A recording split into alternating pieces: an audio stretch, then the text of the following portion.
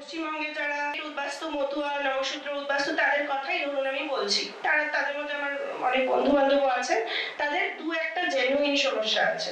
সেই জেনুইন সমস্যাটা কি? একটা মেইন সমস্যা হচ্ছে যে পাসপোর্ট অফিসে যদি তাদের মধ্যে কেউ যান, তারা এক্সট্রা কোয়েশ্চেনের সামনে এক্সট্রা ডকুমেন্ট চাহিদা করা হয়, তাদের থেকে তলব করা হয়, একটা সন্দেহের চোখে দেখা হয়। এবার আমার বক্তব্য হচ্ছে যে পাসপোর্টটা কে দেয়? কেন্দ্রীয় সরকার দেয় তো।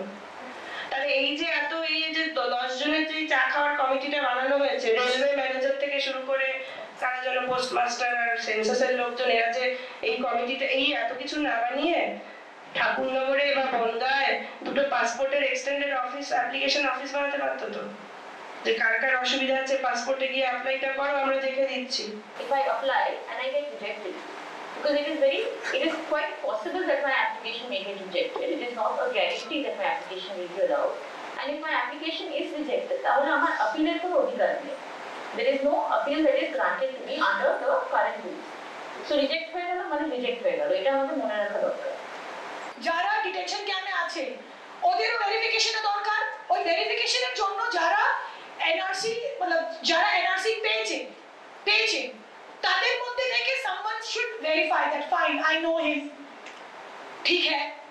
And for that you know how much they are charging we fellow citizens, we fellow human beings, citizens বলবো না, we fellow human beings, lakh lakh টাকা ওই গরিব মানুষদের কাছ থেকে। From where they are going to get? You know, there is a medical term, NRC syndrome, and actually all of us are suffering from that. This is NRC syndrome. Our two number হচ্ছে the government has 130 crore Aadhaar records. Surveillance তো আছে, আরে বাবা যদি ইচ্ছে করে নাও না, এই anxiety দেওয়ার কি আছে? So এটাই হচ্ছে খেলা। 132 crores যেটা আছে তাই করে নাও। আমাদের আলোচনাটা বেসিক্যালি নাগরিকত্ব আইন যেটা বদল হয়েছে সেটার কি ইমপ্লিকেশন, সেটার জন্য কি ফলাফল হতে পারে সারা ভারতে বিভিন্ন জায়গার মানুষের জন্য, সেটাই আমাদের আজকের আলোচনার মূল বিষয়, যার পরে আমরা একটা ছবি দেখব। তো এই আইনটা আমি নিয়ে এসেছি। এই আইনটা আপনারা যেইভাবে রদবদল হয়েছে তারপরে এখন যেই অবস্থায় আছে, যে কেউ আপনারা চাইলে কিনতে পারেন। জাস্ট সার্চ করবেন যে সিটিজেনশিপ অ্যামেন্ডমেন্ট অ্যাক্ট এবং আপডেটেড ভার্সন 2024, এটা দিলেই আপনি বেয়ার অ্যাক্ট কথাটা লিখবেন, বেয়ার অ্যাক্ট, তাহলেই আপনি বইটা খুব কম টাকায় পেয়ে যাবেন। নিজেরাও করে নিতে পারেন, আমরা যে জিনিসগুলো নিয়ে আজকে আলোচনা করব। তো আমি আসলে আলোচনাটাকে উত্থাপন করে আমি প্রথমেই ওদের দুজনের কাছে চলে যাব কিছু কিছু নির্দিষ্ট প্রশ্ন নিয়ে, তারপরে আমরা আপনাদের কাছে প্রশ্ন এবং মতামত শুনবো। প্রথমে খুব ছোট করে বলে দিই যে এই নাগরিকত্ব, এখানে কি কেউ আছেন বাংলা যার অসুবিধা একদমই বুঝতে পারেন না? আচ্ছা, so will try to make it bilingual, কিছুটা বাংলা কিছুটা ইংরেজি। she will also try to make it a little bit trilingual. আমার হিন্দিটা খুবই খারাপ, তাই আমি চেষ্টা করছি না। খুব ছোট করে, to make it very brief, this whole citizenship issue has been going on for a long time. So this act, if you look at this book, it's written here, the Citizenship Act of 1955. Is it legible? তো এই citizenship অ্যাক্টটা, original অ্যাক্টটা হচ্ছে 1955 এর। So when that was passed, it was very inclusive. সেখানে এই অ্যাক্টটা যদি আপনারা পড়েন 1955 এ এরকমও একটা ক্লজ ছিল সেখানে, যে কোনো মানুষ ভারতবর্ষের মাটিতে জন্মগ্রহণ করেছেন, তিনি ভারতের নাগরিক বাই বার্থ, এবং বাই বার্থটাকে এতটাই ইনক্লুসিভ করা ছিল, এরকমও লেখা আছে এই বইটাতে, যে যদি ধরুন কোনো জাহাজ ভারতের জলপথ দিয়ে যাচ্ছে বা কোনো এরোপ্লেন ভারতের আকাশপথ দিয়ে যাচ্ছে, সেইখানে যদি কেউ জন্মগ্রহণ করে থাকেন মানে অন বোর্ড, তাহলেও তিনি by birth will be considered a citizen. এই কথাটা কিন্তু এখানে লেখা ছিল। তো এই সিটিজেনশিপ অ্যাক্টের উপরে it has been amended. বারবার এটার সংশোধনী আনা হয়েছে। 1985, 1986 এ সংশোধনী আনা হয়েছে, and then the big one came in 2003. 2003 এ সবথেকে বড় ধাক্কাটা এই সিটিজেনশিপ যে সিটিজেনশিপের বাই বার্থ ক্রাইটেরিয়ার উপরে এলো, যে সেখানে বলা হলো যে এনিবডি, মানে এখানে অনেক আমার এরকম সহনাগরিককে দেখতে পাচ্ছি যারা 1987 এর পরে জন্মেছেন, 1 জুলাই 1987 এর পরে জন্মেছেন। তো এখানে বলা হলো যে যারা ভারতবর্ষের স্বাধীনতার পর থেকে 1 জুলাই 1987 এর মধ্যে যারা জন্মেছেন তারা বাই বার্থ সিটিজেন থাকতে পারবেন, কিন্তু যদি কেউ এরকম আছেন যারা 1 জুলাই 1987 থেকে সিএএ 2003 পাস হওয়ার আগে এই সময়টার মধ্যে যারা জন্মেছেন তাদের কিন্তু বাবা মায়ের নাগরিকত্বটা এবারে দেখতে হবে। বাবা মা যদি নাগরিক হন, আইদার অফ দেম, একজন কেউ তাদের মধ্যে, তাহলে তারা এখনো ভারতের নাগরিক বাই বার্থ এরকম হতে পারবেন। আর তারপরে যেটা বলা হলো সেটা আরো সাংঘাতিক, সেখানে বলা হলো যে সিএ 2003 এ বলা হলো যে শুধু একজন বাবা মা নাগরিক হলে হবে না, আইদার ওয়ান হলে হবে না, দুজনকেই হয় নাগরিক হতে হবে, অথবা বলে একটা নতুন শব্দ আমাদের ভারতবর্ষের আইনে আমদানি করা হলো। A new phrase was enacted into our Citizenship Act by the Act of 2003, and that word is illegal immigrant, অবৈধ অনুপ্রবেশকারী। এই কথাটা বলা হলো যে বাবা মার মধ্যে দুজনের মধ্যে একজনকে সিটিজেন হতে হবে আর আরেকজনকে অবৈধ অনুপ্রবেশকারী হওয়া চলবে না। মানে বুঝতেই পারছেন, ঘুরিয়ে বলা হলো যে দুজনকেই আমার বাই বার্থ সিটিজেন হতে হবে, তবেই আপনি বাই বার্থ সিটিজেন, মানে তার আপনি 87 এর পরে এখানে নিজে জন্মে তাতে যথেষ্ট নয় আর কি, যেটা আগে যেটা ছিল যে যথেষ্ট, সেটা আর যথেষ্ট রইল না। এবং এই ইলিগাল ইমিগ্রেন্ট কথাটা আমাদের সিটিজেনশিপ অ্যাক্টে ঢুকে গেল। এটা আমি বলতে চাই যে এই ইলিগাল ইমিগ্রেন্ট শব্দটা কিন্তু এখনো আমাদের এই বইটাতে বা এই অ্যাক্টটাতে আছে। তো এরপরে যেটা হলো সেটা হচ্ছে, এবং এই 2003 এর যে সিএটা হলো সেটা শুধু এই দুটো জিনিস ছাড়াও আরেকটা মেজর জিনিস করেছে, যেটা নিয়ে হয়তো দর্শনা আমাদের বলবে আরেকটু ডিটেলসে। সেটা হচ্ছে আজকে যে এই যে কথাটা আমরা বলি না যে সিএ আর এনআরসি এর দুটো যে কাপলড, এই দুটো যে আলাদা করা যায় না, সেটা কিন্তু মানে বাই ল, এটা কিন্তু কোনো রেটোরিক্যাল বা আলংকারিক অর্থে কথাটা নয়। If you go and read the CA of 2003, you will see যে সেখানে কি করে সমস্ত দেশে একটা এনআরসি করতে হবে, প্রত্যেককে একটা করে ন্যাশনাল আইডেন্টিটি কার্ড দিতে হবে, সেখানে এই এনআরসি পুরো প্রসেসটা, এই পুরো জিনিসটা কিন্তু এখানে লেখা আছে। এবং সেটা কিন্তু সিএ 2003 এ এসেছে, তার আগে কিন্তু এটা একদমই আমাদের সিটিজেনশিপ অ্যাক্টে ছিল না। তো তারপরে আমি যেটা বলতে চাই যে আজকে যে ঝামেলাটা আমরা দেখছি, আজকে যে অসংখ্য মানুষ তাদের নাগরিকত্ব নিয়ে একটা দোলাচলে পড়ে গেছেন, এইটার মেজর ধাক্কাটা, ছোট ছোট ধাক্কা 1986, 87 এও এসেছিল, কিন্তু মেজর ধাক্কাটা কিন্তু সিএ 2003, যেটা বাজপেয়ী আমলে, এনডিএর আমলে, এবং আই শুড মেনশন দ্যাট তখন কিন্তু তৃণমূল কংগ্রেসও এনডিএ এর একটা পার্টনার ছিল, এবং আমাদের এখানে যে অন্যান্য যারা পার্টি আছে তারাও কিন্তু সেই সময় পার্লামেন্টে খুব একটা বেশি শোরগোল, আমরা কিন্তু তখন কেউ এই বিপদটা তখন আমাদের ভালো করে কিন্তু কেউই বলেনি, এবং এনডিএ পার্টনাররা এবং এনডিএ নিজে তো এটা শরিকই হয়ে গেল, কারণ তারাই তো এই একটা এনেছিল। তো এবারে আমরা যদি if we look at the West Bengal situation, we'll come to the Assam situation, we'll come to the India situation, but if we look at the West Bengal situation, West Bengal এ বহু refugee মানুষ যাদেরকে নিয়ে আজকে আর কি BJP খেলাটা খেলছে মূলত, তারা অনেকেই অবভিয়াসলি তারা 1950s এর দশকে ওই পার বাংলা থেকে এই পার বাংলায় এসেছে, আবার অনেকে 1964 এর পরে অনেক মানুষ ওই দাঙ্গা, তখন একটা দাঙ্গা হয়েছিল হাজরাতবাল দাঙ্গা, সেটার পরে অনেকে এখানে এসেছে, এবং একটা মেজর সংখ্যক মানুষ কিন্তু মুক্তিযুদ্ধের সময় বা তারপরে এই পূর্ব বাংলা থেকে এখানে they migrated from. Am I okay with you? Are you able to follow? Yeah? Okay, I'll try to make it more bilingual. So, these people who had migrated very late from East Bengal, East Pakistan to India, and then from Bangladesh to India, for them, this became a very dicey thing when this was passed in 2003. Because of course, you know, many of them are born after 1987. So how do they prove that their parents are citizens by birth in India. It becomes quite impossible for them. And when it becomes mandatory that both of your citizens have to be like that, quote unquote citizens of India, then it becomes very, very hard for them to prove anything under the changed amended law of 4003. So this is the main problem that arose.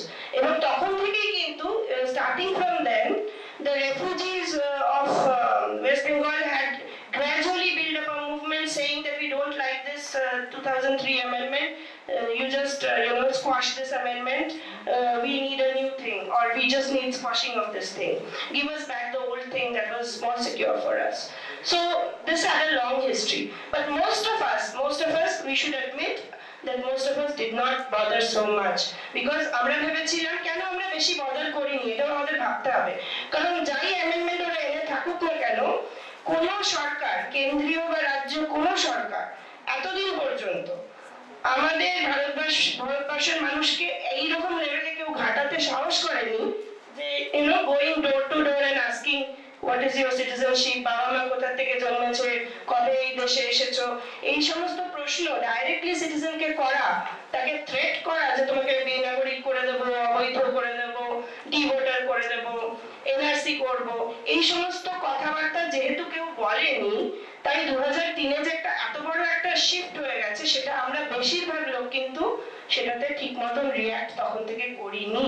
এটা একদিক দিয়ে আমাদের সিটিজেনদের বা citizens মুভমেন্টের বা civil rights মুভমেন্টের একটা গাফিলতি তো বটেই, যে আমরা সেই সময়টাতে সবাই কিন্তু এটা গুরুত্বটা বুঝিনি।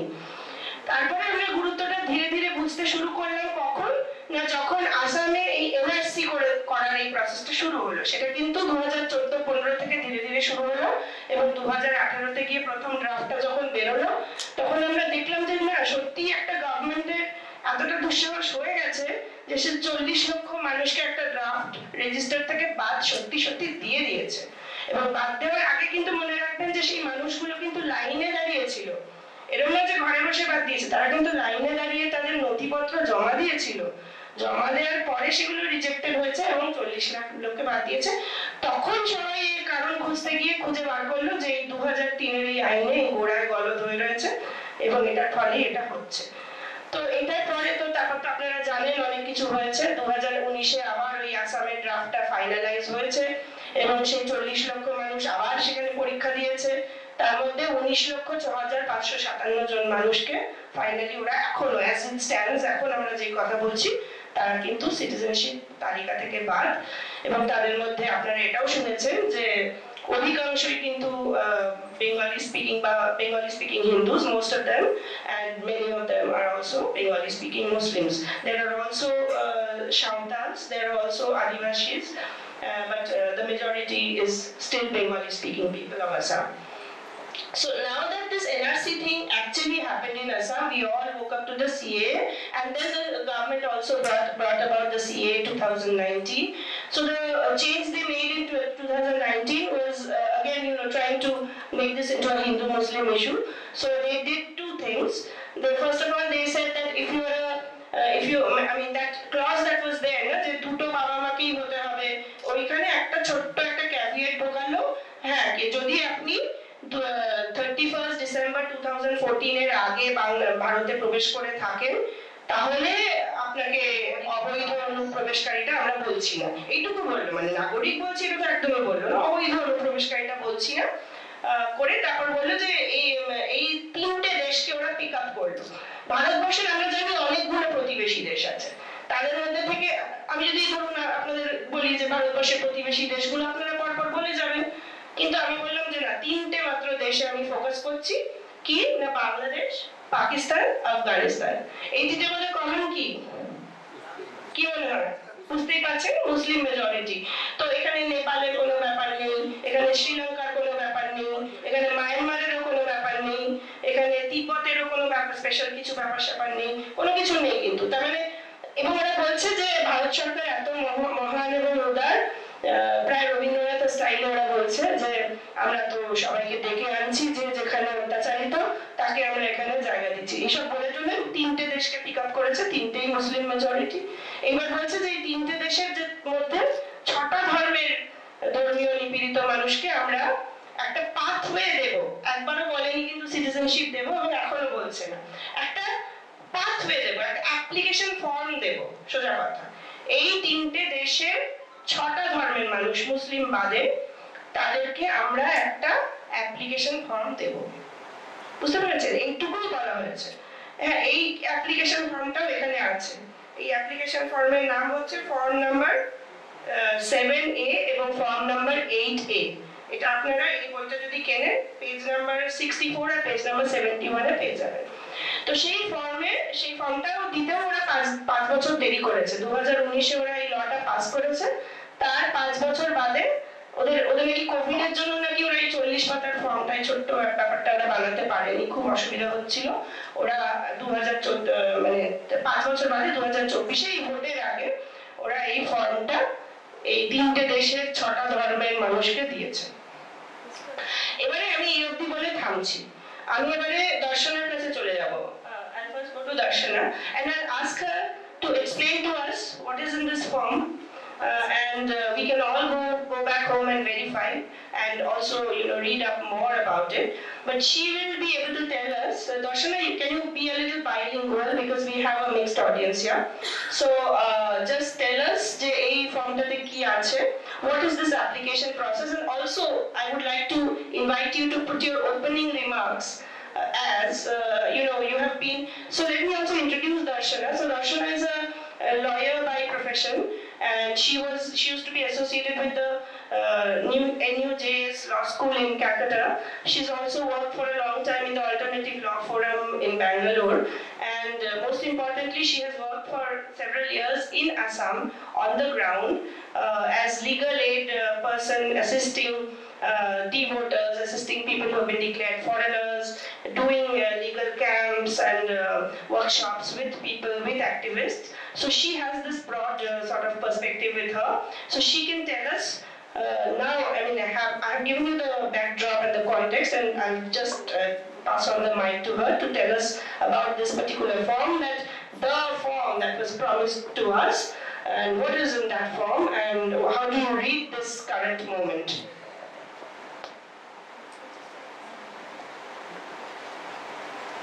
Am I audible? Am I শোনা যাচ্ছে? Yes, জোরে বলতে হবে, mic A. Yeah. Thank you for Kriti. So আমি currently I'm also teaching at National Law School Bangalore. এটা বলার প্রয়োজন কেন কি আমি ওখানেও স্টুডেন্টদের সাথে সিটিজেনশিপ নিয়ে কাজ করছি, আর এখন আমার কাজ আসামে চলছে। তো আসামের কেসগুলো আমরা এখন স্টুডেন্টদের দিয়ে ট্রেনিং করাই কিভাবে সিটিজেনশিপের কোয়েশ্চেন প্রশ্নগুলো যেগুলো হয়, স্টেটলেসনেসের প্রশ্নগুলো যেগুলো ফুটে ওঠে সেগুলো কিভাবে লিটিগেট করতে হয়, সেখানে লিগালি কিভাবে করতে হয়। Now, I'll just start with one statement picking up from where Priti left off, which is that CA আমাদের বলা হয়েছে যে হিন্দুদের একটা সিটিজেনশিপের অধিকার তৈরি করে দেওয়া হচ্ছে, that is creating a right to citizenship. I think that should be cleared out in the very beginning that it does not create any right. It only, as Priti said, creates a right to fill a form.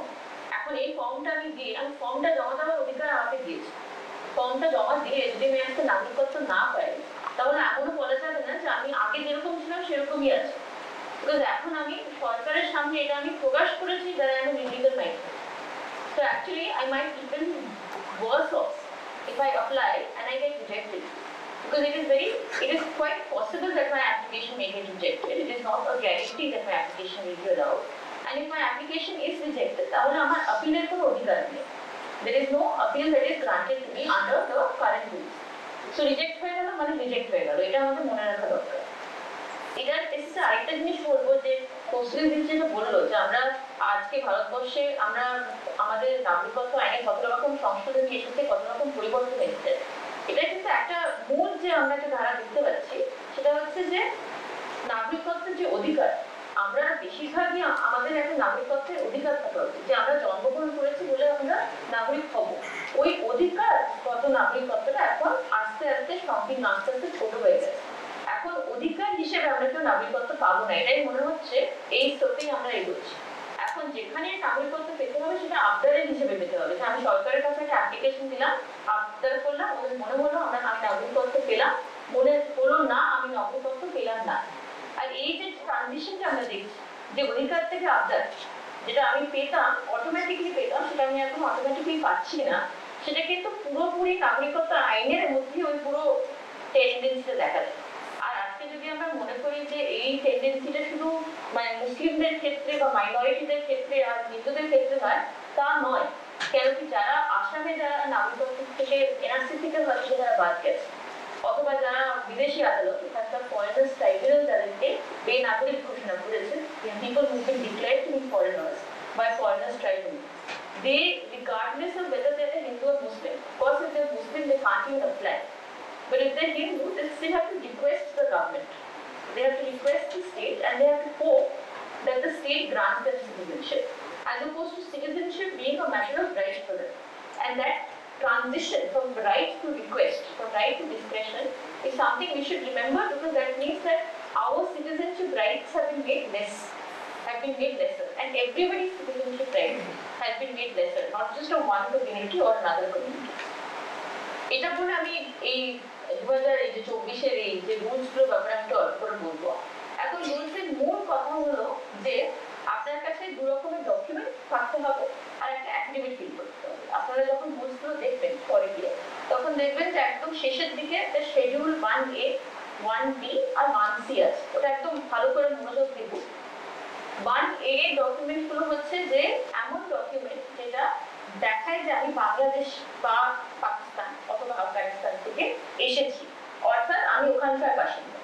এখন সেটা কিরকম document হতে পারে, আমি just মানে যদি আমি অল্প করে আপনাদেরকে বলি, তাহলে সেটা হতে পারে একটা জমির দলিল যে আপনার বাংলাদেশে জমি ছিল, একটা বার্থ সার্টিফিকেট যেরকম হয়, একটা পাসপোর্ট, যে কোনো বাংলাদেশের কোনো রেজিস্ট্রি বা কোনো এমন কিছু একটা ডকুমেন্ট যেটাতে দেখা যাচ্ছে যে আপনি কোনো আইডেন্টিটি সার্টিফিকেট, কোনো স্কুল সার্টিফিকেট যে আপনি বাংলাদেশের কোনো স্কুল থেকে পড়াশোনা করে এসেছেন, any license or certificate issued by the government of Bangladesh, Pakistan and Afghanistan.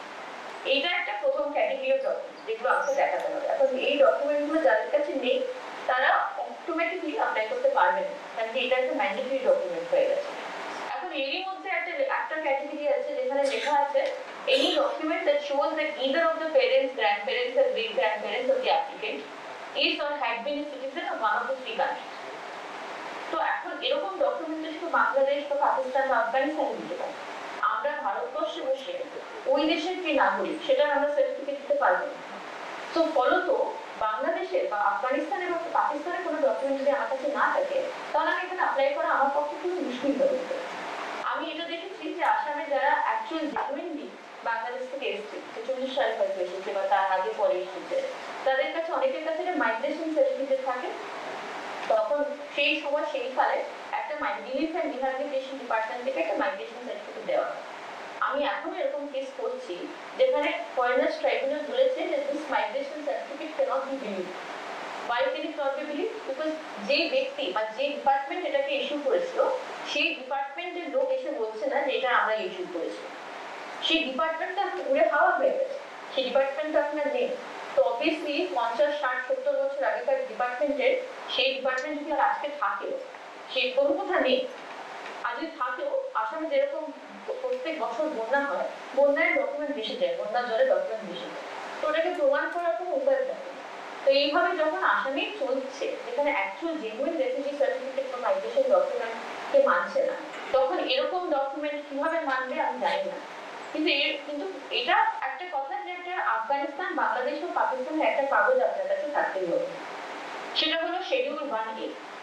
আরেকটা হলো যে শিডিউল 1B, অর্থাৎ এমন একটা ডকুমেন্ট যেখানে দেখায় যে আপনি 31st of December 2014 এর আগে আপনি ভারতবর্ষে প্রবেশ করেছেন, because that is the cut-off date. Any document that shows that you entered India before 31st of December 2014, sorry. That could be a visa or immigration stamp, সেটা যদি থাকে আপনার পাসপোর্টে খুব ভালো, কোনো একটা রেজিস্ট্রেশন সার্টিফিকেট, সেন্সাসের কাগজ। আপনার বাড়িতে সেন্সাসে যদি কেউ এসে বলে থাকে, দেখে থাকে যে হ্যাঁ এই ব্যক্তি এই বাড়িতে এই স্থানে বসবাস করে, তাহলে সেই সেন্সাস স্লিপটা যেটা আমরা পাই সেটা আমরা ব্যবহার করতে পারি। অবভিয়াসলি 2011-তেই লাস্ট সেন্সাসটা হয়েছে, তো তারপরে কেউ সেন্সাস স্লিপ দেখাতে পারে না। রেশন কার্ড যদি থাকে, বার্থ সার্টিফিকেট যদি থাকে, এখন বার্থ সার্টিফিকেট যদি তার থাকে তাহলে তাকে কেন সেটা বোঝাতে হবে যে সে প্রবেশ করেছে, তার কোনো মানে নেই। আমি যদি ভারতবর্ষের বার্থ সার্টিফিকেট দেখাই তার মানে আমি প্রবেশ করিনি, কিন্তু সেটাও কিন্তু লিস্ট করা আছে যে birth certificate of the applicant issued in India. এই কথাটার কোনো মানেই হয় না যে আমি ভারতবর্ষে বসে ভারতবর্ষের সার্টিফিকেট দেখাচ্ছি কিন্তু আমি বলছি যে আমি বাংলাদেশ থেকে বা পাকিস্তান থেকে এসেছি। বা কোনো certificate which is issued by কোনো সরকারি elected revenue officer or any district urban body or rural body officer, school leaving certificate যদি থাকে, academic certificate যদি থাকে, DS certificate যদি থাকে, এইগুলো ভিত্তিতে আমি বলতে পারি যে আমি 31st of December 2014 আগে ঢুকেছি। কিন্তু এটা মনে রাখতে হবে যে শুধু এই কাগজটা দেখালেই হবে না, আমার 1A কাগজটা দেখাতে হবে, অর্থাৎ এই তিনটে দেশের থেকে যে কোনো একটা কাগজ আমার আনতে হবে। ওইটা যদি আমার কাছে না থাকে তাহলে আমি 1B কাগজ দেখে আমি নাগরিকত্ব পাবো না। So proof of my identity as a citizen of Bangladesh, Pakistan and Afghanistan plus proof of my residence, এটা অ্যাড হয়ে যায়, এটা অর মানে এই দুটো কাগজ থাকলে আমি অ্যাপ্লাই করতে পারবো। লাস্টে আমাকে একটা অ্যাফিডেভিটে আমাকে লিখতে হবে যে আমি এই ব্যক্তি, আমি আফগানিস্তান, পাকিস্তান, বাংলাদেশের সিটিজেন, এটা আমাকে বলতে হবে that I am an Afghan, Bangladeshi, Pakistani national belonging to such and such religious community, and I have on the date of my entry into India, and I continue to belong to this community. মানে আমি আজকের দিনেও আমি হিন্দু, আজকের দিনেও আমি মুসলিম না, sorry আমি শিখ বা আমি পার্সি বা খ্রিস্টান ইত্যাদি, আমি এই তারিখে ভারতবর্ষে আমি প্রবেশ করেছি। আর আমি জানি যে আমি যদি কোনো একটা মিথ্যে ঘোষণা করি বা ফলস রিপ্রেজেন্টেশন দিই, I understand that it is an offense under the Citizenship Act. So সেটাও লিখে দেওয়া হচ্ছে অ্যাফিডেভিটে।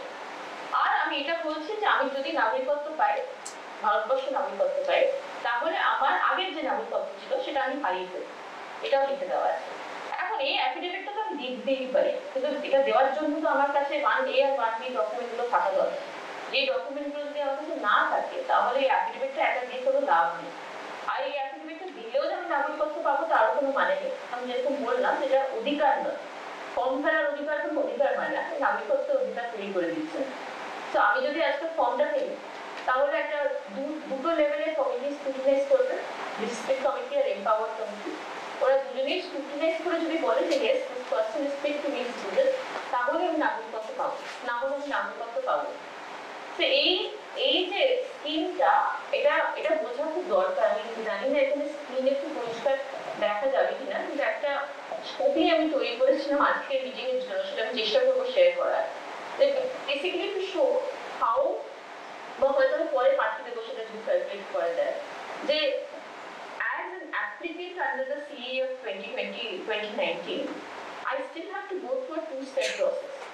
Now, we can compare it to other applicants and say other applicants have to go through a three-step process.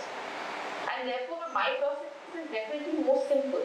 Today, a Muslim applicant, say a Muslim child who is the child of two Indian citizens, কোনো কারণে সেই বাচ্চাটা নিজের নাগরিক না, হয়তো তার বাইরে বিদেশি জন্ম হয়েছে বলে সে এদেশের নাগরিক হয়ে উঠতে পারেনি, তাকে আজকে অনেক কষ্ট করে নাগরিকত্ব পেতে হবে। 3-step process, ডিস্ট্রিক্ট, স্টেট আর সেন্ট্রাল গভর্নমেন্টের অনুমতি ছাড়া সে নাগরিকত্ব পাবে না।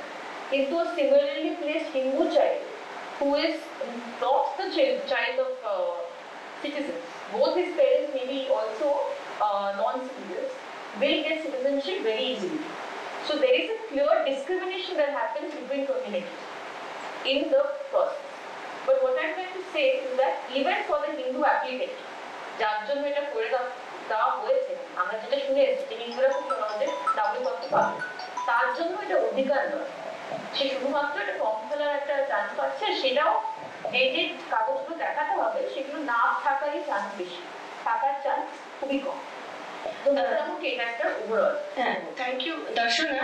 আমি তোমার কথা সূত্রেই বলবো যে ধরা যাক যে আমরা একজন হিন্দু অ্যাপ্লিকেন্টের কথা ভাবছি, একজন কাল্পনিক হিন্দু অ্যাপ্লিকেন্ট, সে যখন সে ধরা যাক সেটা আমি, হ্যাঁ ধরা যাক যে আমি বাংলাদেশের একটা স্কুল লিভিং সার্টিফিকেট জমা দিলাম, আর তার সাথে আমি আমার ভারতীয় রেশন কার্ড জমা দিলাম, দিয়ে আমি ফর্মটা ফিল আপ করে সব বলে দিলাম যে বাংলাদেশি।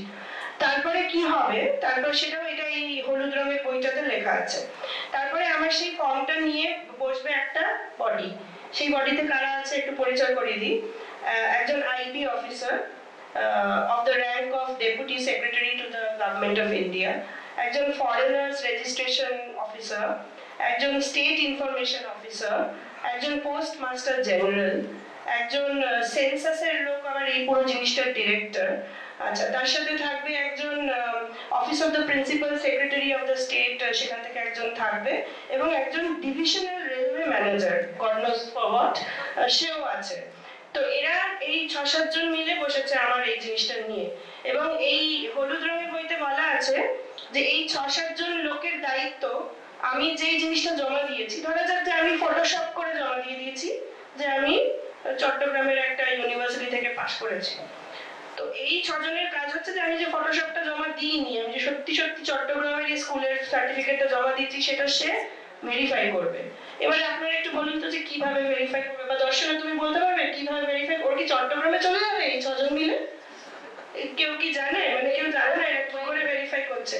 কারণ আমি তো জানি যে আমি যদি আমার এই ওয়েস্ট বেঙ্গলের স্কুল লিভিং সার্টিফিকেটটা হারিয়ে ফেলি, সেটা উদ্ধার করতেই আমার মোটামুটি 2 বছর ঘষাতে হবে।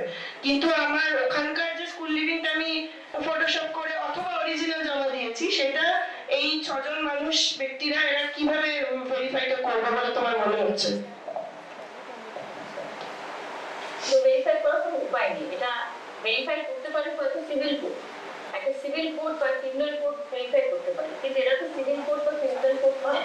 আর সিভিল কোডকে যখন ভেরিফাই করতে হয়, আমি যদি বিদেশ থেকে একটা ডকুমেন্ট আনি, এটা মাঝে মধ্যেই হয় জিজ্ঞেস, আমি একটা ইউএসএ থেকে একটা ডকুমেন্ট আনলাম, বললাম এটা একটা সার্টিফিকেট, বিএস সার্টিফিকেট ইউএসএ তে রেজিস্টার হয়েছে, তবুও কিন্তু মানে অনেক কষ্ট করে এটাকে ভেরিফাই করতে হয়। এটা খুব সহজ, ওখান থেকে একটা সার্টিফিকেশন এনে স্ট্যাম্প বসে তখন ভেরিফাই করো। তো যেহেতু এটা সিভিল কোড নয়, এটা সিভিল কোডের কোনো ক্ষমতা দেওয়া হয়নি, তাই either the verification will not happen because it is impossible, or the verification will take a lot of time and more importantly a lot of expense. মানে অনেক টাকা খরচ করে ভেরিফিকেশন করতে হবে। কারণ এই মুহূর্তে আমাদের সেইভাবে তো কোনো বাংলাদেশের সাথে আমাদের কোনো চুক্তি নেই যে আমি যে আপনাদের দেশ থেকে পালিয়ে যারা আসছে তাদের ডকুমেন্ট ভেরিফাই করার জন্য একটা এগ্রিমেন্ট আমরা আপনাদের সাথেই সই করবো, এরকম চুক্তি নেই, এরকম চুক্তি করা অসম্ভব। তো ভেরিফিকেশনটা ইম্পসিবল হয়ে যায়। মানে এখানে পুরোপুরি মানে আমি ঠিক বুঝতে পারছি না কিভাবে ওরা ভেরিফিকেশন করতে চায়। এই যে আপাত দৃষ্টিতে তো কোনো উপায় আমি দেখছি না ভেরিফাই করার, এটা আন্দাজে নির্মাণ হয়ে যাবে, যে দেখে মনে হচ্ছে ঠিকঠাক তো ঠিকঠাক। আচ্ছা, তো দর্শনা থেকে we got a very good overview of the form that we were given, the promised form. এবারে আমি চলে আসছি নওশিনের কাছে। So now I'm coming to Naushin, who's going to come from a very different perspective, and we will go back to Darshana with a lot more questions, and then we'll open it up. So Naushin, let me introduce her. So Naushin is a citizen activist who has been very, very active in the anti-NRC, anti-CA movement, which happened in Kolkata over 2019 and 2020 and onwards. And she was one of the many organizers who put together the Park Circus sit-in protest led by women. And ever since, she has been advocating around equal citizenship and non-discriminatory citizenship issues. So I would like to invite some opening remarks from you, Naushin. তুমি শুরুতে কিছু তোমার how do you read this moment from your perspective? Please go ahead with that, and then I come with some questions to you. Thank you very much, Kasturi Didi, for inviting me. And I will start from where Darshana ma'am has stopped. So, Darshana ma'am has said everything, explained everything, how to apply, what are the requirements to apply. But there is one point I would like to add, that to get the exemption, first, you only have the right to apply. But 2024 AJ citizenship rules that people who are applying, some will be exempted from the Foreigners Passport Act 1920 and Foreigners Act 1946. Correct, Darshavi? And the A Act exemption jonne. But how are you exempted? If suppose I'm coming from a political science background, if I'm exempted from NET, how do I prove it? If I'm exempted from something, I have to prove it now. I have to get certain document from a registration office. So, OAJ aate document gulo, to get the exemption, I have to give all these documents which Darshana Di has mentioned the 8 documents: driving license, school or college studying certificate, land, tenancy, and all these. From the perspective I see it, and the anecdotes that I would like to put forward, and we all know that it is nothing but a class conflict. Class conflict আমি কেন বলছি? School learning certificate, college attendance certificate, tenancy, driving license. Who has it? Do you think the vendors crossing borders are going to have a driving license? Do you think they have got the birth certificate because most of the children are born in home? Do they have the birth certificate? And school ora jay na. They do not have those sources or resources, and this is where the khela is. They want labor. We know whom they are satisfying, and we know why they are doing it. We know who will be using that resources, the labor resources, and where they Bangla, Assam, or be it Kashmir, the nature resources. We have seen in Manipur who is going to use it and how they are going to use it, and when they are going to use it, they are going to require the labor. And this is where it is. And from Assam's NRC, Darshanati can correct me if I'm wrong, the people who are enlisted in the NRC list and those who are exempted, matlab jara detention camp mein ache, one thing should be kept in mind: we cannot regard them as non-citizens because it has not been proven yet, and it is the duty of the state to prove it. Ora bhaga dori korbe na, because it is the responsibility of the state to do it, whether they are citizens or not. And how verify? ওটাই তো ওখান থেকেই শুরু করছি। Verify ওই district level committee, ওই যে empowered committee, যেখানে 10 জনের মধ্যে 9 জন from the coming from the center. And how are they going to do it? The point is, number 1, will they be able to do it? Number 2, how are they going to do it? कोई Aladdin का चिराग है क्या? और human error हो नहीं सकता है क्या? My point is कि ह्यूमन एरर कोई क्यों नहीं हो सकता है? प्रदीप हाजला को जब the first list came out, there were 40 lakhs. It came down to 19 lakh. What is it? Is it human error or not? Tell me. Who is going to verify it? Why will they verify it? And for verification, Bangladesh, je Kosturi bollen, will Bangladesh intervene? Will Bangladesh help? और कौन सा चिराग है आपके पास कि आप verify कर लेंगे? And if suppose Bangladesh ने हेल्प किया, this is international relations, crude realism we know. Why will Bangladesh help? My question is this: if at all Bangladesh helps, then why? तो ये बहुत सारे क्वेश्चन है, and one point I think Darshanati will also mention, उस form में and में जब हम just right to application है, उस फॉर्म में एंड में एक जगह में है, there is one point कि from a community institution, please someone define the word community institution for me, because being a PhD I lack the knowledge or the credibility to define these ambiguous terms which हमें doubtful भी define नहीं था. Previously 2019 में doubtful was not defined, वो D category. आज तक ढूंढ रहे हैं कि वो doubtful क्या है. मुझे कोई ये बता दे कि ये community institution, जो community institution आपको देगा वो certificate taken from the institution, community institution, कि fine, all the documents are correct, the verification is done, and the person is a citizen, is eligible. My question is, who will take the responsibility? Any one of you will take the responsibility? My social responsibility is this, that's why I am here. Can you take the responsibility? Because हम कहाँ पे हैं, we all know. Who will take the responsibility? So at the end of the day, from where I have started, I am going to end. And yes, ওই যে যারা detention ক্যাম্পে আছে, ওদেরও ভেরিফিকেশনের দরকার। ওই ভেরিফিকেশনের জন্য যারা এনআরসি যারা এনআরসি পেয়েছে তাদের মধ্যে থেকে someone should verify that fine, I know him, ठीक है. And for that, you know how much they are charging? We fellow citizens, we fellow human beings, citizens বলবো না, we fellow human beings, লক্ষ টাকা ওই গরিব মানুষদের কাছ থেকে. From where they are going to get? आप डिटेंशन कैंप में जाइए, मिलने नहीं देंगे. घूस तो हर जगह है, corruption तो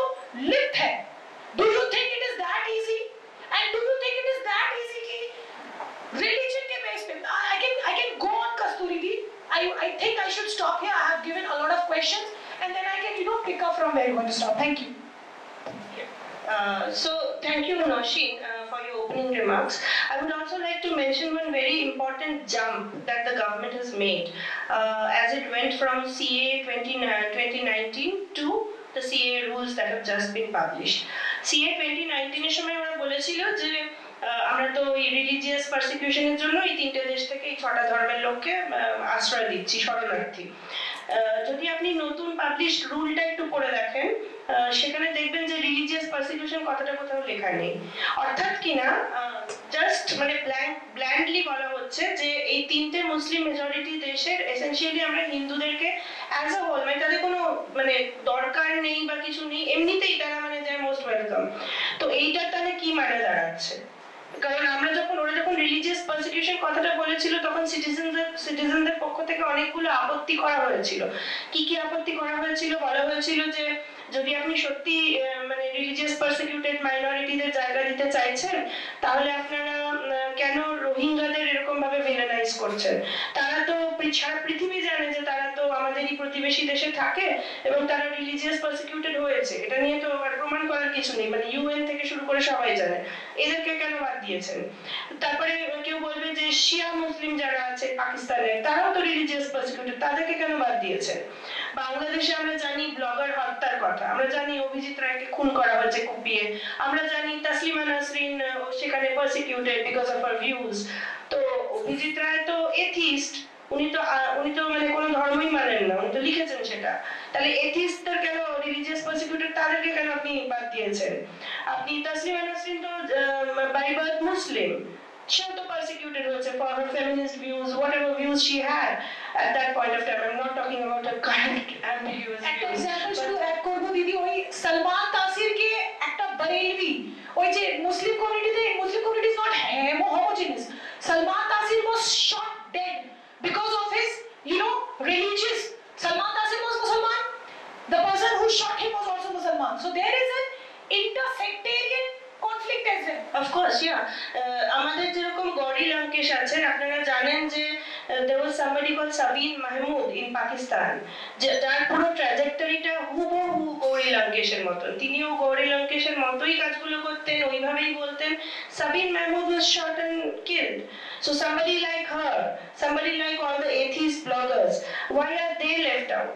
তো এই সমস্ত প্রশ্ন যখন উঠলো তখন সেই সমস্ত প্রশ্ন যেগুলো 237টা পিটিশন সুপ্রিম কোর্টে নানা রকম অ্যাঙ্গেল থেকে জমা পড়ে আছে, this is a sub judice matter, হঠাৎ করে এই রুলটা পাবলিশ করে দেওয়া হলো যেখান থেকে রিলিজিয়াস পারসিকিউশন শব্দটাই গায়েব। হ্যাঁ, তাহলে আর কি বাকি রইলো? তাহলে তো বলে দিলেই হয় যে হিন্দু রাষ্ট্র, বলে দিলেই তো হয়, তাই না? মানে ইসরায়েলের স্টাইলে তো বলে দিলেই হয় যে পৃথিবীর সব জু যে যেখানে আছো ভাই চলে আসো, এখানে দেওয়া হচ্ছে কিছু একটা, বা একটা ফর্ম দেওয়া হচ্ছে, ফর্মাল লাইনে চলে আসো সবাই। তো এইটা তো বলে দিলেই হতো, এইটা করার তো দরকার ছিল না। এসেনশিয়ালি নসীন যেটা বললো, দর্শনা যেটা বললো, মানে এই ধরুন এই যে স্টেজটা খোলা দরজা যদি ভাবি, তো এই খোলা দরজা ছিল আমাদের সামনে, প্রথমে পর্দাটা ফেলে দেওয়া হলো। হ্যাঁ, 2003-এ পর্দাটা পুরো ফেলে দেওয়া হলো, এইবারে 2019-এ ওই পর্দার মধ্যে একটা ছোট্ট একটা ফুটো বানিয়েছি, দিয়ে বলছি যে এই ফুটোটা দিয়ে আমি আপনাকে একটা ফর্ম দিচ্ছি। ব্যাপারটা একবার ভাবুন যে তাহলে এই পুরো পর্দাটাকেই তো আমরা ছিঁড়ে ফেলার কথা বলবো। আচ্ছা, আরেকটা যেটা কথা, যেটা নিয়ে আমি এবারে দর্শনের কাছে আসবো, মানে what could have been an alternative and what can still be an alternative. এবারে আমরা কিছু প্র্যাকটিক্যাল কথায় আসি, যে ধরা যাক আমি পশ্চিমবঙ্গে যারা লেট উদ্বাস্তু, মতুয়া, নবশূদ্র উদ্বাস্তু, তাদের কথাই ধরুন আমি বলছি, তাদের মধ্যে আমার অনেক বন্ধু বান্ধব আছে, তাদের দু একটা জেনুইন সমস্যা আছে। সেই জেনুইন সমস্যাটা কি? একটা মেইন সমস্যা হচ্ছে যে পাসপোর্ট অফিসে যদি তাদের মধ্যে কেউ যান, তারা এক্সট্রা কোয়েশ্চেনের সামনে এক্সট্রা ডকুমেন্ট চাহিদা করা হয়, তাদের থেকে তলব করা হয়, একটা সন্দেহের চোখে দেখা হয়। এবার আমার বক্তব্য হচ্ছে যে পাসপোর্টটা কে দেয়? কেন্দ্রীয় সরকার দেয় তো। তাহলে এই যে 10 জনের যে চা খাওয়ার কমিটিটা বানানো হয়েছে, রেলওয়ে ম্যানেজার থেকে শুরু করে কারা যেন পোস্টমাস্টার আর সেন্সাসের লোকজন, এরা যে এই কমিটিটা এই এত কিছু না বানিয়ে ঠাকুরনগরে বা বনগাঁয় দুটো পাসপোর্টের এক্সটেন্ডেড অফিস, অ্যাপ্লিকেশন অফিস বানাতে পারতো তো, যে কার কার অসুবিধা আছে পাসপোর্টে গিয়ে অ্যাপ্লাইটা করো, আমরা দেখে দিচ্ছি। এই দাবিটা কেন হচ্ছে না? এটা তো হতে পারে, তাই না? পাসপোর্ট রুলসে তো দে ক্যান মেক ইট, মানে দে ক্যান মেক পুরোহিতের সার্টিফিকেট পাসপোর্টেই নিয়ে নিক না। পুরোহিতের সার্টিফিকেট দিয়ে ওই ফর্মটা ফিল আপ করে কি হয়, পাসপোর্ট হচ্ছে না এটা সমস্যা, পুরোহিতের সার্টিফিকেট নিয়ে এসো এবং পাসপোর্ট পেয়ে যাও। এরকম একটা স্কিম চালু করলে আমরা কেউ রাস্তায় নেমে প্রতিবাদ করতাম না, তাই তো? আমরা চাইছি তো সবাই পাসপোর্ট পাক। আরেকটা যেটা হতে পারতো সেটা হচ্ছে একটা জেনারেল অ্যামনেস্টি। বলতেই পারতো যে আমরা জানি এটা একটা ওপেন সিক্রেট যে 1971 এর পরে অসংখ্য মানুষ, বেশিরভাগ হিন্দু, মানে অলমোস্ট এভরিবডি, তারা ওই দেশ থেকে এখানে এসছে, তাদের কিছু অসুবিধা হচ্ছে, আমরা তাদেরকে কোনো কোয়েশ্চেন না করে রেজিস্ট্রেশন করিয়ে দিচ্ছি, আধার কার্ড ভোটার কার্ড নিয়ে আসুন, করিয়ে দিচ্ছি। হয়ে যেত তো ব্যাপারটা। এই যে আপনি আগে ডিক্লেয়ার দিন আপনি অমুক জায়গার ন্যাশনাল, এবং সেই ফর্মে আপনি শুধু নিজেকে বিপদগ্রস্ত করছেন না, এই অ্যাপ্লিকেশন ফর্ম যেটা এই বইটাতে আছে, এই ফর্মে আপনাকে আপনার পার্টনারের নাম লিখতে হবে, আপনার ছেলে মেয়ে কজন আছে, পরিবারে কে কে আছে, বাবা মা কোথায় জন্মেছে, কবে ঢুকেছে, এভরিথিং। মানে বেসিক্যালি আপনি একজন বিদেশি, আপনার গোটা পরিবার সন্দেহজনক, এটা আপনি একটা ফর্মে লিখে ওদেরকে ওই ওই সেই পর্দার মধ্যে যে ছোট্ট একটা উইন্ডোর মধ্যে দিয়ে দিচ্ছেন একটা blank cheque. Is this suppose two B anything but a big joke on আস? তো এইটা নিয়ে আমার মনে হয় যে এই প্রশ্নটা আমি এবারে দর্শনের কাছে যাবো যে why not this alternative route, and are there any precedences যেখানে কোন দেশে এটা করা হয়েছে, বা is it feasible ইন্ডিয়ান লতে বা ইন্ডিয়ান যা সিস্টেম আছে, লিগ্যাল সিস্টেম, তার মধ্যে এটা ফিজিবল কি ফিজিবল নয় যে এই পাসপোর্টের সমস্যাটা ডাইরেক্ট সমাধান করে দাও? পাসপোর্টে যে 4-5 জন লোকের কি 500-600 লোকের কি 5000-6000 কি 5 লাখ লোকের সমস্যা হচ্ছে, সমাধান করে দাও বা অ্যামনেস্টি করে দাও। সেটা না করে এই জিনিসটার মানেটা কি? How do you see this legally and politically? এটা তোমার কাছে আমার question. Thank you for today. I think I'll first answer a previous question which you asked, which is that is this a big joke? And I think the answer is yes. This is a big joke that's been played on us for many years. আমাদের থেকে মানে ঠাট্টা করা হচ্ছে নাগরিকত্ব নিয়ে, আমরা এটা মেনে চলছি। এই যে অল্টারনেটিভের কথা যেটা তুমি বলছো, অল্টারনেটিভ অনেক আছে। যেরকম নাগরিকত্ব পাওয়া হচ্ছে এক ধাক্কায় নাগরিকত্ব পাওয়া, মানে আন্ডারস্ট্যান্ডিং আমার এই দেশে জন্ম হয়েছে, এক ধাক্কায় নাগরিকত্ব পাওয়া দেশে মুশকিল, অনেক বেশিরভাগ পৃথিবীর বেশিরভাগ দেশে মুশকিল। যেটা স্টেপ বাই স্টেপ প্রসেস করে যাওয়া যেতে পারে। যে এক তো হচ্ছে যে এই যে ইলিগাল মাইগ্রেন্ট কথাটা 2003-এ যে কথাটা ঢোকানো হয়েছে, এই কথাটা ঢোকানো হয়েছে তো একটাই কারণে, যাতে লোকজনকে বাদ দেওয়া।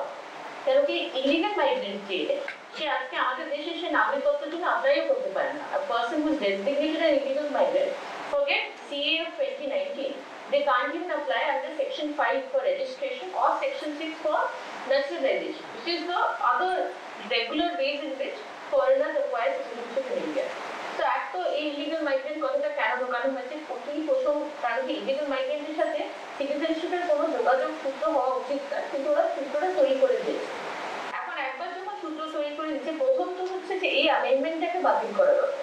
এটা একটা both legal and রাজনৈতিক solution. This has to be, there has to be a concerted effort to challenge this amendment and get it struck down, because this is causing immense problems. I'll get to the solutions first, but I want to point us out to one big problem that the 2003 amendment creates. One thing that it does, যেটা প্রশ্নটি প্রথমে বললো, is that if one of my parents, ধরে নিন আমার মা নাগরিক কিন্তু আমার বাবা নাগরিক নয়, আমার বাবার যদি আমার জন্মের সময় ডাইরেক্ট ভিসা পাসপোর্ট থাকে তাহলে আমি নাগরিকত্ব পাবো, কিন্তু আমার বাবার যদি আমার জন্মের সময় ডাইরেক্ট ভিসা পাসপোর্ট না থাকে তাহলে আমি বেনাগরিক হব। যদি আমার জন্ম 3rd December 2004 এর পরে হয়, মানে এই child being born today is, as of today and for the last 18 years, is subject to this law. Now what does this mean for us? What this means, and I'll explain to you in reference to Assam, is that আসামের এই বিদেশি আদালত আছে, বিদেশি আদালত হয়তো আপনাকে আমাকে জিজ্ঞেস করলো একদিন যে আপনি নাগরিক নন, কি নাগরিক সেটা আপনি প্রমাণ করুন। আমি প্রমাণ করার চেষ্টা করলাম, আমি পারলাম না। ফলত যেটা হবে, ধরে নিন আমার যদি কোনো একটা বাচ্চা থাকে, তার বয়স হয়তো সে হয়তো 2014 বা 13 বা 12 তার জন্ম হয়েছে, যেই মুহূর্তে আমি বেনাগরিক ঘোষণা হবে, মানে আমি আজকের তারিখে যদি আসামের নাগরিক এই ফরেনার্স ট্রাইব্যুনাল বলে যে দর্শনামীগুলো নাগরিক নয়, তাহলে এই কথাটার মানে কি হয় যে দর্শনামিত্র কখনোই নাগরিক ছিল না, অর্থাৎ আমি বরাবরই ইলিগাল মাইগ্রেন্ট ছিলাম। তার মানে the child who is born to me in 2012 or 2013 is also found to be not a citizen, because their citizenship status is determined by my status at the time of that child's birth.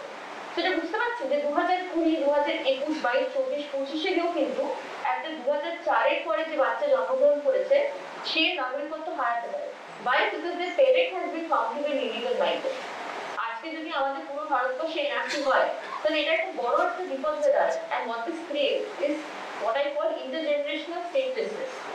Because every child being born subsequently is subject to this danger. Every child being born after 3rd of December 2004 is subject to this danger. That if one of their parents is found to be an illegal migrant through any process, be it the foreigners tribunal বা NRC process, তাহলে সেই বাচ্চা হয়তো জন্মের থেকে সে ভেবে আসছে আমি নাগরিক, কিন্তু যেই মুহূর্তে তার মা বা বাবাকে বেনাগরিক ঘোষণা করা হয় আর ইলিগাল মাইগ্রেন্ট ঘোষণা করা হয় সেই বাচ্চা তখনও নাগরিকত্ব হারায়। আর এইটার যে একটা মানে ইনক্রিমেন্ট কি বলবো জিপি সিরিজে যে স্টেটলেসনেস আমাদের দেশে তৈরি হবে, সৃষ্টি হবে, সেটা বিট কিন্তু 2003 তৈরি করা হয়েছে। আর এটা আমরা অনেকেই নোটিস করিনি, কিন্তু যাদের ছোট ছোট ছেলেমেয়েরা আছে তারা যদি কখনো ভাবেন যে আমার নাগরিকত্ব আমি যদি হারাই তার এফেক্টটা কি হবে, তাহলে এফেক্টটা হবে সেটা একটা মনে রাখা দরকার। আরেকটা হচ্ছে যদি আমরা অল্টারনেটিভ হিসেবে ভাবি তাহলে একটা খুব সহজ উপায় হচ্ছে যে আমাদের দেশে একটা রেফিউজি আইন আনা দরকার। যারা শরণার্থী সেই রিলিজিয়াস পারসিকিউশনের জন্য হোক বা যে কোনো কারণে হোক, persecution can be of many kind. Linguistic persecution is also persecution, ethnic persecution is also persecution, right? শ্রীলঙ্কার থেকে যারা তামিল রেফিউজিরা আজকে আমাদের দেশে আছে তাদেরকে কিন্তু কিছু দেওয়া হয়নি, অথচ they are extremely persecuted and they have no way of going back to Sri Lanka, right? So আমি যদি একটা রেফিউজি আইন তৈরি করি আর আমি বলি যে রেফিউজি যারা রেফিউজি স্ট্যাটাস তাদের পাওয়া গেছে তাদেরকে আমি ভ্যালিড ভিসা ডকুমেন্ট দিয়ে দেবো, আর সেটা আমি কম্প্রিহেন্সিভলি ইমপ্লিমেন্ট করলাম in a non-politicized manner. I do it for everybody. I do it for Sri Lankans, I do it for Hindu Bengalis from Bangladesh, I do it for Hindus from Pakistan, I do it for Tibetans, I do it for Rohingyas, right? And then you grant citizenship to people, right? So there is first a realistic assessment that is happening of persecution. Actually persecution হচ্ছে কি হচ্ছে না, যে দেশে একটা refugee আইন আছে সেটা সেই দেশে সেটা হয়, তো সেইভাবে that is one option. Another option is, like you said, totally is that the US has had amnesties in the past.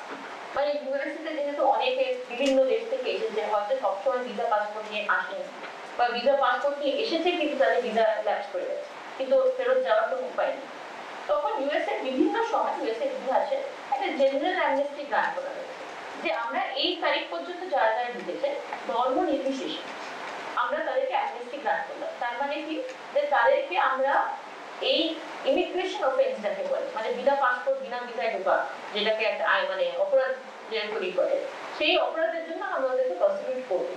আর ফলত তারা ইভেন্চুয়ালি যখন চায় তারা সিটিজেনশিপের জন্য অ্যাপ্লাই করতে পারে বা আমরা ওদেরকে সিটিজেনশিপ সহজেই গ্রান্ট করে দিই। এটাও কিন্তু একটা উপায়। General amnesty is also a particular way out.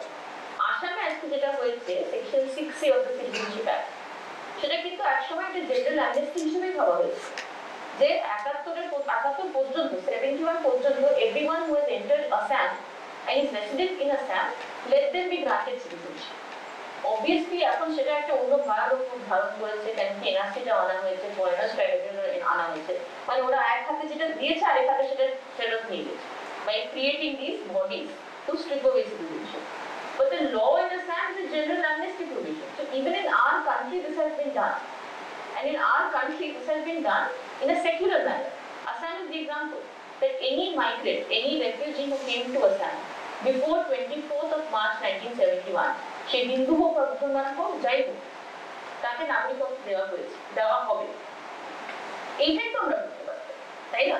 এটাই একটা সহজভাবে করা যেত যে ঢুকেছো আর এই তারিখ পর্যন্ত তোমাকে আমি সিটিজেনশিপ দিলাম।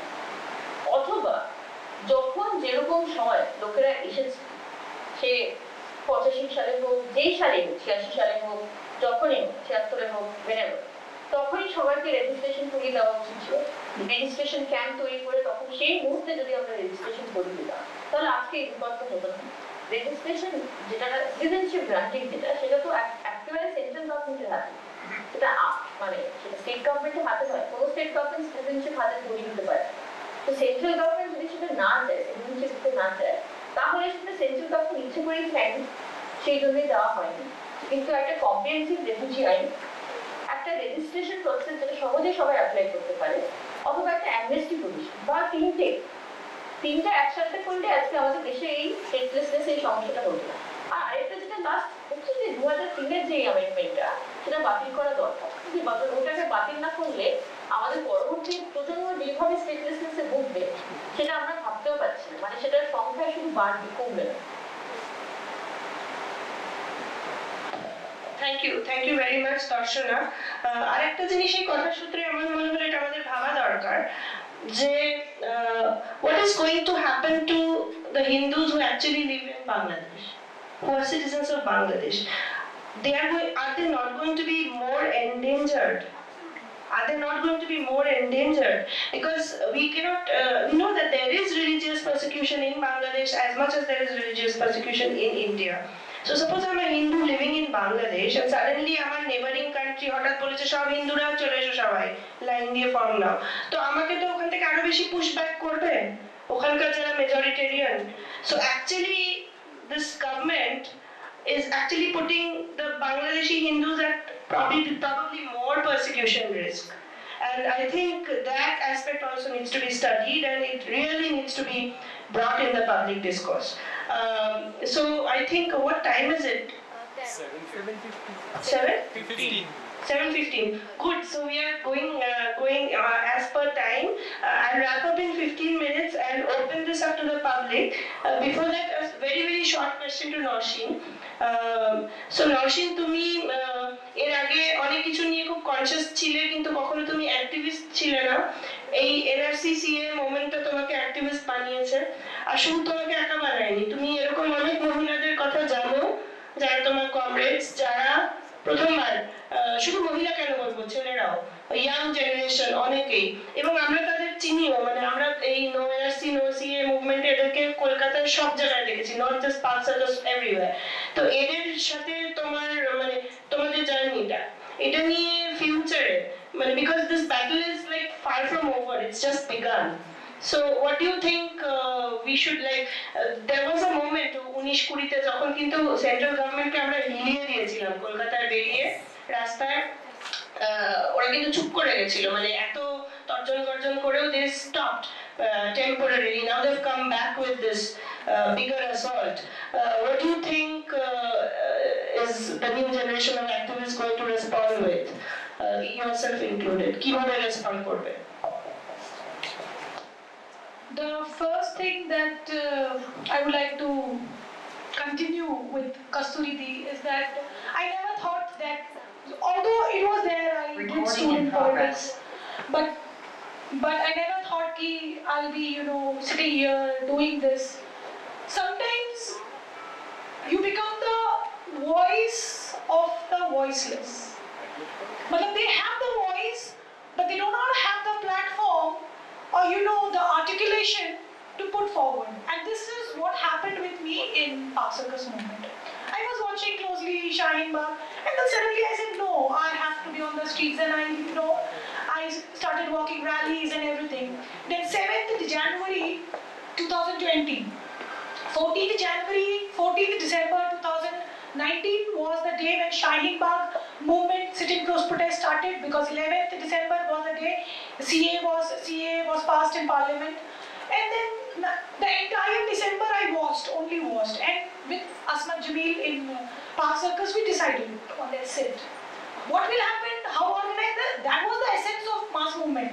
When Asmat Jamil was a religious scholar, imagine, she was a religious scholar, and me being a girl or a woman wearing, and I don't know whether I would have been accepted in my community.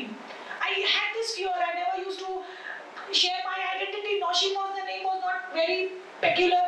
So I think कि मुझे JU का समझता है तो ठीक है, मुझे हिंदू पंजाबी जो भी समझता है ठीक है. So I had this fear. I never used to reveal my identity. Never that I had got Kashmiri roots. My father was a Kashmiri, because that was the biggest fear anyone could have. Even I don't have my relatives in FB who like my post, Nausheen अच्छा कर रही हो, but we cannot like your post. So this is the stigma that I have. But why I am here? Because there were so many girls, Didi, burqa wearing girls. You continue, Nausheen. You continue and you continue the way you are. You don't have to wear shalwar kameez. You don't have to wear scarf. I was imposed many a time. Hey, তুমি শুধু একটা scarf টা দিয়ে দাও না। তুমি দিচ্ছ না কেন? You are a Muslim. I am a Muslim, I know. But wearing a scarf doesn't make me a less or more Muslim. They used to like the way she used to give slogan, the way she speaks, she's got aggression. But only when I wear a burqa or a scarf, will it legitimize me being a Muslim or an articulated voice? So I got stubborn. No, if I want to wear, I will. And for that reason, many people now do not call me to their stages. I said, fine, I don't want your stages. I'm perfectly fine where I am. So this is it. There are women who are now, and there is another very important thing. पहले क्या होता दीदी कि सबसे easiest way होता है वो Mary wollstonecraft के साथ भी हुआ है. She's the the firebrand of feminism, and poet like William Wordsworth will comment on her personal life or her personal choices. So this is very common to a woman. This is the change that Muslim community, the women of Muslim community have faced now. पहले क्या होता था, character assassinate कर देते थे. मुझे खुद को नहीं पता था कि मेरा divorce होने वाला. It was rumored everywhere. अरे मुझे तो पता होना चाहिए मेरा divorce होने वाला. So this is how it goes. When a woman who is articulated and who is bold to take the stand, my dear, the first thing, your character, you're a loose character, you're a slut or whatever. तो उससे बाहर आई है मुस्लिम औरतें. They are doing whatever they want. They have their NGOs. वो parties में भी जाती हैं, वो stalls भी लगाती हैं, वो exhibition में भी जाती हैं. उनको friend request भी आते हैं, male friends भी होते हैं. This was not common. Maybe it will go another round. ये negative हो सकता है कि friends हैं, but society में है तो ऐसा. This is the change. And the third this could have been the first one जहाँ से change start हुआ. Park Circus movement, and how you said this question, so I had this in mind when we were on call. What made Park Circus different from Shaheen Bagh? Park Circus was centrally located, and at the back there was a mosque. So you know that मस्जिदों में औरतें नहीं जा सकती हैं. So that अभी बोलूँगी तो शायद उनको अच्छा नहीं लगेगा, but that mosque was open for the women. जब मर्दों का जमात हो जाता था, women, all the women was, I'm getting goosebumps. All the women used to go there in the masjid. They used to offer their namaz. It was open all night for the Muslim women. So this was a revolution. This was a change my community has witnessed. Thank you. The second thing कि हम जब periods की बातें होती हैं तो बड़ा शर्मा जाते हैं. Periods की बात कर रही, मैं तो कर सकती हूँ. वहाँ पे कुछ बच्चे, I do not remember the name, school students. We were thinking of distributing the sanitary napkins to the women sitting here. So this was another change. Women accepting sanitary napkin. Women, this is common. Though वो जो था ना taboo से common discourse में आना, I think this was the change. Thank you very much. I think the regime also understands this shift. I think they also understand the shift, and they are really scared of Muslim women now, which is why the cowards that they are, they have announced these rules on the eve of the Ramzan month, because they thought the women will be indoors and with their twisted minds. The CA protests, anti-CA protests, and anti-NRC protests, they've given rise to activists like Shajil Imam and Gulfisha Fatima, যারা কিনা এখনো jail খাটছে. গুলফিশা Fatima কিন্তু jail খাটছে. She is not out of jail. আমরা সাফুরা জারগারের নাম জানি, যে অন্তঃসত্ত্বা ছিল, যার পেটে বাচ্চা ছিল, তাকেও জেল খাটিয়েছে. কেন? সে অ্যান্টি-সিএ প্রোটেস্টে গেছে. তো নওশিনের নিজস্ব পার্সোনাল অভিজ্ঞতা এবং এর পরে যে ছবিটা আমরা দেখবো, actually this film that we will just watch, it's so similar to what you just said. I'm just giving an intro of the film beforehand. যে এই যে শাহীন বাগ আমরা দূর থেকে শুনেছি, কিন্তু এই যে একটা each of these citizenship protests also gives rise to so many small revolutions, so many small important changes within that protest, যে এটা কিন্তু এখন আর শুধু সিটিজেনশিপের ব্যাটল নেই, এটা অনেক কিছু, এটা ইকুয়ালিটির ব্যাটল, এটা চলবে. এটা এখন চাকা গড়াতে শুরু করেছে, চাকা একবার গড়াতে শুরু করলে চাকা থামে না, এটা ইতিহাসের ধর্ম। এবং this is we have seen this unfold, and in the film that we will see after we have your questions for a brief time, this film will also lead us into the kitchens, into the homes of the people of the women of Shaheen Bagh who organized that protest, and the filmmaker also comes from that location, and she also has very similar dilemmas as to what Nausheen had, and so many different small little hurdles, and she tries to negotiate, she tries to question all of that and find her position politically as well as within the community. So that's a brief intro to the film that will follow, but let us open this briefly to you for your comments and your questions addressed to Nausheen or to Darshana. আপনাদের সবাইকে ধন্যবাদ দিয়ে যারা এটা আয়োজন করেছেন, আর ধন্যবাদ দিন মহুয়া উপাধ্যায় একজন আছেন যিনি আমাকে এটা দিয়েছিলেন, তিনিও এসেছেন আমি দেখলাম। আর আমি শেষ করি কমপ্লিমেন্ট দিয়ে গিয়ে আমি ঘটনাচক্রে আমি কৃষক আন্দোলনে গিয়েছিলাম এবং সেখানেতে আমি গিয়ে একটা জিনিস অনুভব করেছি যে একটা আন্দোলনে নামলে তার মধ্যে এমন কিছু আন্দোলন মানে অনেক আন্দোলন সহস্র আন্দোলন অল্প অল্প করে সেখান থেকে জিতে নেওয়া যায়, যেটা আমার নওশিনের কথা একটু আগে মনে হচ্ছিল যে ও নেমেছিল এনআরসি সিএ বিরোধিতা করে জড়ো হয়ে। নওশিন নেমেছিল যে সিএ এনআরসি বিরোধিতা করে, কিন্তু তারপর এই যে the women of India, maybe of the world, I don't know, the women of India facing the problem, particularly of some community of some religion, they are coming out of their that confinement, just using of napkin, sanitary napkin, and visiting the masjids for namaz. तो इसके लिए शायद वो आई नहीं होंगी। तो ये भी एक रिवॉल्यूशन में पार्ट लेने का यही है एक पॉजिटिव एटीट्यूड कि मैं यहाँ आता हूँ कुछ और के लिए लेकिन लेके कुछ और जाता हूँ। Thank you.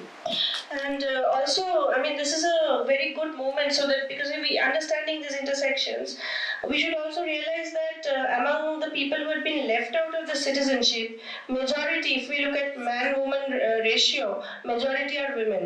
So even in this citizenship thing, there is patriarchy. There is patriarchy in it because, you know why so many women were left out? Because many of them got married before they got out of school. So in their voter card, it was the name of their husband and not their father. So they had to go a long way to prove that she is the daughter of her father. Darshana knows of such cases where just a woman had everything, but she just couldn't prove to the state that she's the daughter of her father. So personally, I and Doipa, we have traveled to Assam, to the Chor Islands of Assam, and we have met several women who just because they are women, they are left out because of the structural patriarchy which prevents women from having legal documents, having land rights, the lands in their names. So this is not a coincidence that women are creating these small revolutions within the citizenship movement, because citizenship issue is also very much linked to patriarchy and it comes out in the statistics very well, very clearly. So it's not a coincidence, it was bound to happen. It's just the laws of motion of history, I think, playing out, and we have no reason to become very gloomy and disheartened. We should look forward to a bigger fight, stronger fight, and we just need to put this out. Just problem টা এটাই যে আমাদের media গুলো যেহেতু একদমই পুরো কি বলবো পাচাটা দালাল টাইপের হয়ে গেছে, না হলে এই কথাগুলো আমাদের এখানে বসে বলার কথা না, এই কথাগুলো টিভি থেকে 24 ঘন্টা বলার কথা ছিল, তারা তো সেটা কি না গোলাম হয়ে গেছে। তাই না হলে like Arundhati Roy said in KPFF, if the media was not so pliant, this government shouldn't have lasted for 10 minutes. 10 minute টিকতো না এই সরকার। তো নেক্সট কোয়েশ্চেন কেউ আছেন, কেউ মতামত দেবেন বা প্রশ্ন করতে চান? 1910 সালে আমার বাবা মা এবং আমার 4 ভাই পাকিস্তান থেকে রীতিমতো অত্যাচারিত করে পেটে মাটি উচ্ছেদ করে এদেশে পাঠিয়েছে। এদেশে সঙ্গে যখন আসেন তখন আমাদের কোনো কাগজপত্রই ছিল না, থাকার কথা নয়। দেখো, এই যে দর্শক আমাজন বললেন যে কিছু কাগজপত্র লাগবে, সেই কাগজপত্র আমাকে দিয়ে বলছি, আমার বয়স এখন 70, সেই কাগজপত্রটি কোথায় পাবো? ডেট অফ বার্থ মেনটা ধরি, এটা কোথা থেকে পাবো? এটা সম্বন্ধে একটু বলবেন। আর 2 নম্বর, একজন মুখ্যমন্ত্রী যার নাম আমার করতে ইচ্ছে করে না, তিনি বলেছেন যে এনআরসি পশ্চিমবঙ্গে আমি করতে দেবো না। কি উপায়ে, কি পথে উনি করতে দেবেন না, এটা আমি জানতে চাই। আর 3 নম্বর পয়েন্ট হচ্ছে, এটা আমি বিভিন্ন সোর্সে জেনেছি যে এনআরসির জন্য 2টো জায়গা ওয়েস্ট বেঙ্গল গভর্নমেন্ট তারা জোগাড় করে দিয়েছে। সেটা হচ্ছে, একটা হচ্ছে আপনার নিউটাউন, একটা বনগাঁ। এটা কি ঠিক? দ্বিতীয় প্রশ্নটার আমি একটু উত্তর দেওয়ার চেষ্টা করি। আমার মনে হয় যে যারা আমাদের মুখ্যমন্ত্রী বা কিছু মন্ত্রী, এরা মানুষের পালস বুঝে চলে, পালস বুঝে কথা বলে, যদি টিকিয়ে রাখতে চায় গতি। তো উনি করতে দেবেন কি দেবেন না, অনেক আগে আমার মনে হয় মানুষরাই ঘোষণা করে দিয়েছে করতে দেবে না। আমার মনে আছে যখন অ্যান্টি এনআরসি মুভমেন্ট হয়েছিল, উনি কি ঘোষণা করেছেন তার অপেক্ষায় না থেকেই পাড়ায় পাড়ায় হোর্ডিং লাগিয়েছিল মানুষ নিজের টাকা খরচা করে, যে এনপিআর এর লোক যদি আমার পাড়ায় ঢুকতে আসে পত্রপাঠ বিদায় করে দেওয়া হবে। এনপিআর তো এনআরসির প্রথম ধাপ। আপনার পাড়ায় লোকেরা সেন্সাস করতে এসে যদি এনপিআর এর কোয়েশ্চেন জিজ্ঞেস করে, সেটা তো সেন্সাসের কোয়েশ্চেনের থেকে আলাদা। সেটা হচ্ছে সেই মানুষদের প্রবেশাধিকারই যদি জনতা না দেয়, মুখ্যমন্ত্রীকে দরকার হবে না। আমার মনে হয় উত্তরটা আমাদের কাছে আছে। মুখ্যমন্ত্রী কি করবে কিনা আমি জানি না, এবং আমাদের তাদের কারোরই ভরসায় থাকার দরকার নেই। কারণ এই মুভমেন্টের শুরুর দিকে ওয়েস্ট বেঙ্গল গভর্নমেন্ট প্রথম দিকে একটু এনপিআর করবো এরকম একটা আহ্বান করছিল, 2-1টা স্কুলে নোটিশও এসেছিল এনপিআর এর কিছু একটা হবে। যখন দেখলো যে পাবলিকের মুড ঘুরে গেছে, পাবলিক এনপিআর এনআরসি করতে দেবে না, তখন ওরাও কিন্তু ঢোক গিলে বললো যে আমরা করতে দেবো না। সুতরাং ওরা বলার আগে আমরা বলে দিয়েছি। এটা হচ্ছে আমার আপনার দ্বিতীয় প্রশ্নটার উত্তর। ফার্স্ট কোয়েশ্চেনটা দর্শনাকে রিডাইরেক্ট করছি যে 1910-এ ওনার বাবা মারা এসছেন, তো ওরা কোথা থেকে ডকুমেন্টস পাবে। ইনফ্যাক্ট আপনার মতো আমিও একটু বলে রাখি যে আমার বাবা 1964-এ বাংলাদেশ থেকে এসছেন। আমার বাবারও কোনো কিন্তু ওখানকার ডকুমেন্ট কিছু এখন আর নেই। আমি পাকিস্তান থেকে, ঠিক আছে, আমার বাবা পূর্ব পাকিস্তান থেকে, সেখানেও কিন্তু কোনো ডকুমেন্ট বাবার কাছে কিন্তু নেই। তো দর্শনে কি বলছো যে তোমার মনে হয় যে জেনারেলি লোকের কাছে এই ডকুমেন্টস গুলো থাকে? উনি কি বললেন যে উনি 1910 সালে এসেছেন? মানে উনি নয়, ওনার পূর্বপুরুষ এবং ফ্যামিলি, তো ওনার ফ্যামিলি।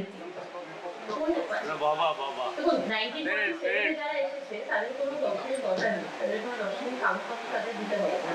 কেন কি, যখন আমাদের সংবিধানের মানে কমেন্সমেন্ট অফ দ্য কনস্টিটিউশন হয় ইন 1950, সেই মুহূর্তে যারা যারা আমাদের দেশে আছে তারা অটোমেটিকলি নাগরিকত্ব পায়। তো 1950 সালে যদি যে আমাদের দেশে অলরেডি আছে, সে অলরেডি 1950 সালে সাংবিধানিক সূত্রে সে নাগরিক। এখন তারপরে যদি কেউ এসে থাকে, তখন সেখানে কাগজপত্রের প্রশ্ন উঠতে পারে। সেখানে তো মানে একটা তো এটা তো বিশাল বড় সমস্যা, কাগজপত্র অ্যাকচুয়ালি কারোর কাছে নেই। আর যেখানে কাগজপত্র আছে সেখানে সেগুলোকে প্রমাণ করতে যদি কেউ বলে, তাহলে প্রমাণ করার কোনো উপায় নেই। তখন এখানে অ্যাপ্লাই যদি আমরা করি, তখন অ্যাপ্লাই করলে আমরা ফাঁদে ফেসে যাবো। আমার সেটা মনে হয় যে যদি আমি অ্যাপ্লাই করি কিন্তু আমার কাছে কাগজপত্র না থাকে সঠিকভাবে, তারপরে আমি নাগরিকত্ব হারাই, সেটা একটা আরো বড় ফাঁদ। কিন্তু আমি যদি 1947-এর আগে এসে থাকি এই দেশে, তাহলে আমার নাগরিকত্বের আমার কোনো কাগজপত্র দেখানোর কোনো প্রয়োজন হওয়া উচিত নয়। কেন কি, সাংবিধানিক সূত্রে because of part 2 of the constitution I am already a citizen.